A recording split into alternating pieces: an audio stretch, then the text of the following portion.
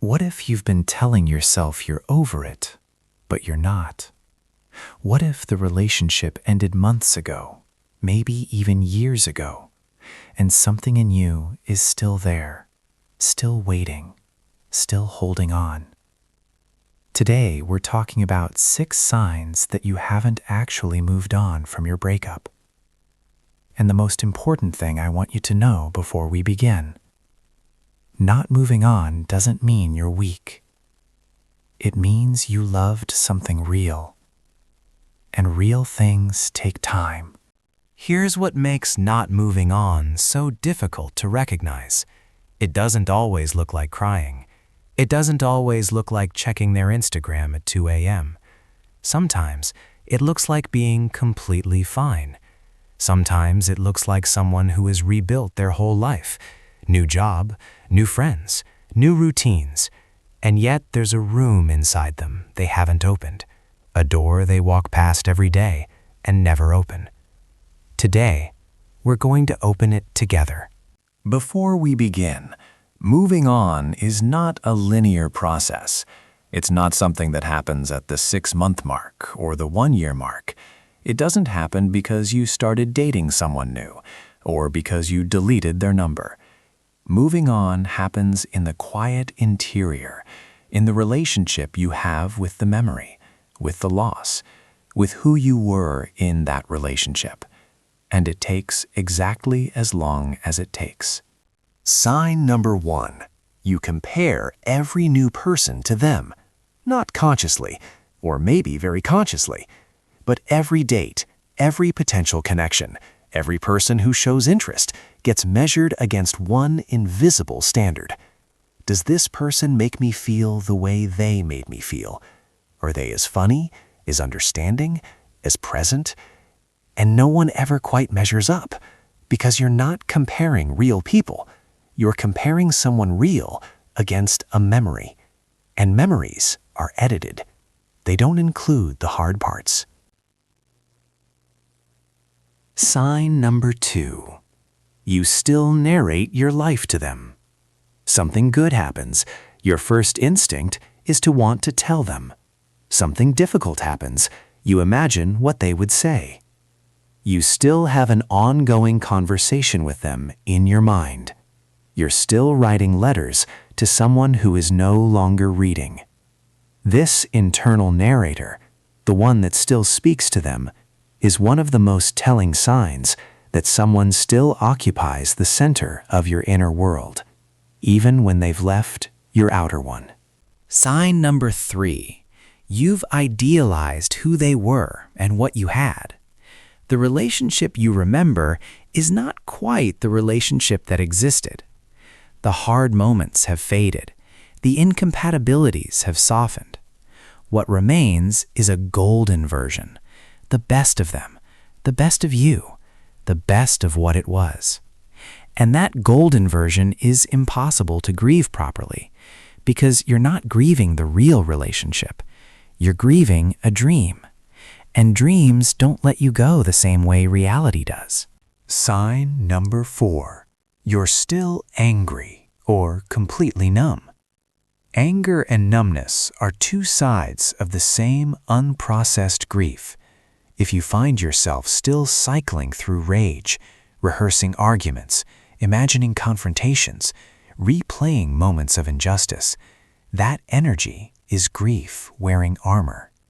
And if you've gone completely numb, if you can talk about them with no feeling at all, as if describing a stranger, that's not healing, that's protection. Real moving on lives somewhere between still feeling something and being destroyed by it. Sign number 5. Your identity is still built around the relationship. Who were you in it? The person who was loved by them, the person who understood them, the person who had this particular love. And who are you now? If the answer feels genuinely unclear, if you're still defining yourself by what you had and lost, you haven't yet built the self that exists beyond it. The relationship became part of your identity architecture, and dismantling that takes conscious, deliberate work. Sign number 6. You're still waiting for something: closure, an apology, a reason, a return. There's a part of you that is not yet complete with what happened, that is still waiting for the conversation that would make it make sense, waiting for them to understand what they did, waiting for them to come back, waiting for something that would allow you to finally put it down. Here's what I need to tell you about that waiting. The closure you're waiting for is not coming from them. It was never theirs to give. It lives inside you, and it becomes available the moment you stop waiting and start giving it to yourself. Why is moving on so hard?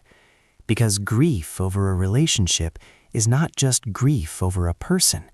It's grief over a future you had built in your imagination, the life you thought you were going to have, the person you thought they were, the version of yourself that existed in that relationship. You are grieving several losses at once, and our culture gives us almost no language or permission for this kind of grief. We're told to move on quickly, to get back out there, to be fine. And so many people learn to perform moving on, while the actual work remains undone. Here's what staying in unprocessed grief actually costs you. It costs you presence. Every new relationship, every new person enters a space that isn't fully available. It costs you self-knowledge, because you're still seeing yourself through the lens of that relationship. It costs you the present moment, because part of you is still in a past that no longer exists. And most invisibly, it costs you the version of yourself that is waiting on the other side of this grief, the you that has integrated the loss and emerged with something new. So what do? First, grieve properly.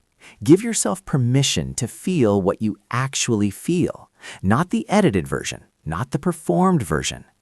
All of it. Second, grieve the real relationship, not the idealized one.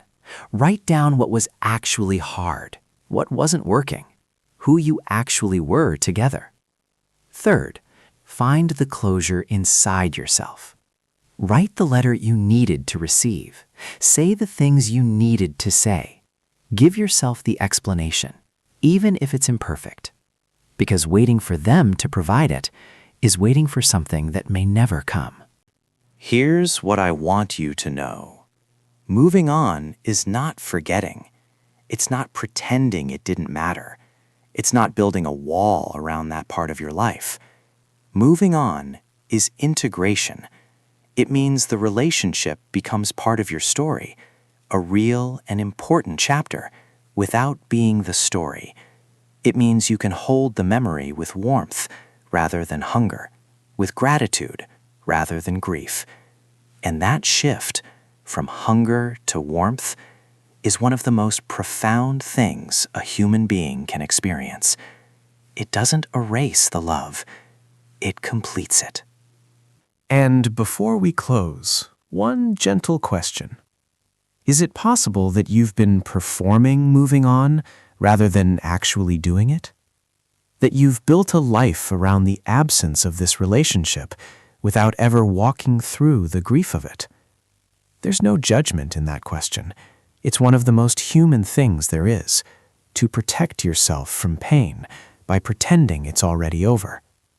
But the grief that isn't grieved doesn't disappear. It waits, and it becomes available to heal the moment you turn toward it. The 6 signs. 1. You compare everyone to them. 2.